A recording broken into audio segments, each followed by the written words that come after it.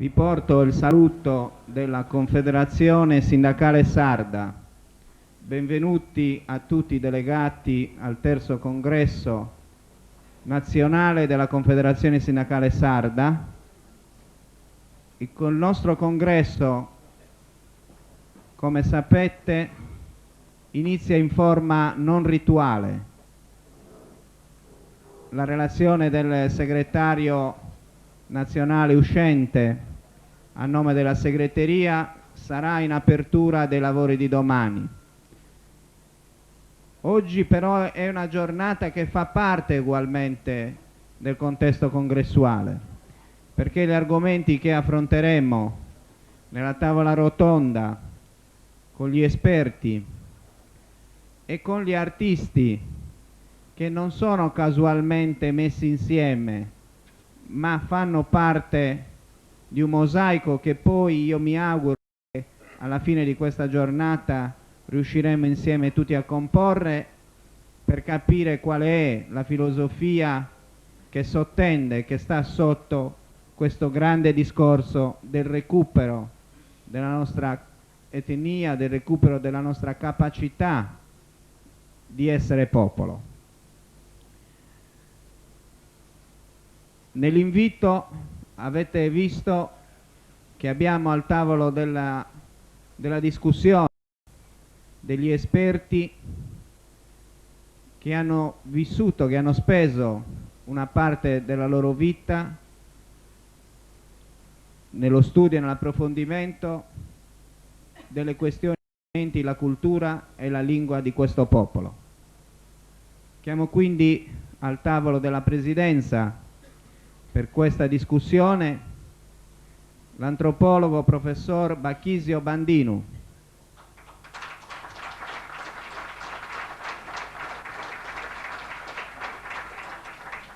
che ha il compito non facile di fare e di guidare una tavola rotonda sui generis diversa da altre, perché è una tavola rotonda animata, spezzata, ma poi vedrete che non è discontinua, perché mentre si parla è lui che coordina e che chiama praticamente gli artisti, che quindi dicono con parole, con musica, quello che loro al tavolo della discussione dicono con concetti.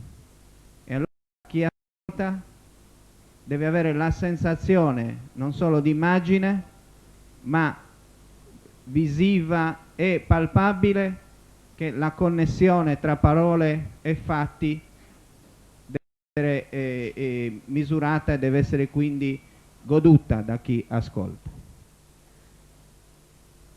Dottor Dante Olianas,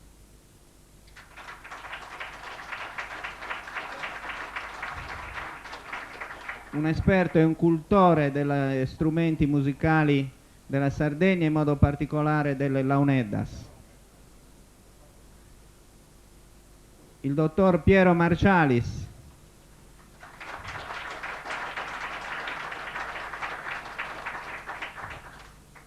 e il professor Francesco Casula,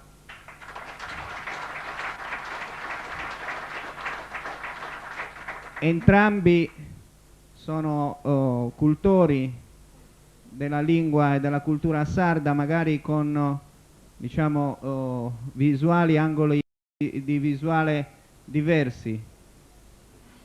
Il dottor Marcialisi è uno che scrive anche per il teatro, è autore di romanzi in lingua, in limba. Allora io li chiamo alla Presidenza, se vi volete accomodare, perché alla fine di questa mia presentazione la prima parola, essendo ospiti di questa bella terra e di questa bella città che è Quartu, abbiamo l'onore di avere tra noi il sindaco di Quartu, che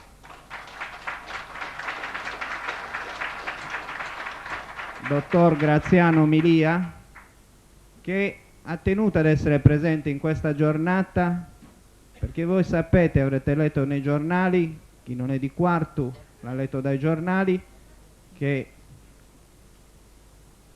il Consiglio Comunale di Quartu ha preso una decisione solenne di introdurre la limba sarda come limba ufficiale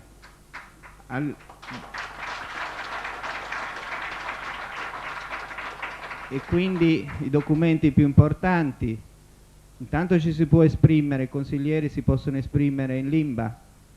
Voi sapete, poi la legge invece prescrive che sia poi all'atere che ci sia una traduzione, e così io mi auguro via via i documenti e via via anche quelle che sono le letture della toponomastica e di tutto ciò che pian piano in una città deve dare segno che questo popolo vive nell'epoca moderna, ma non si dimentica della sua storia, delle sue radici che continuano.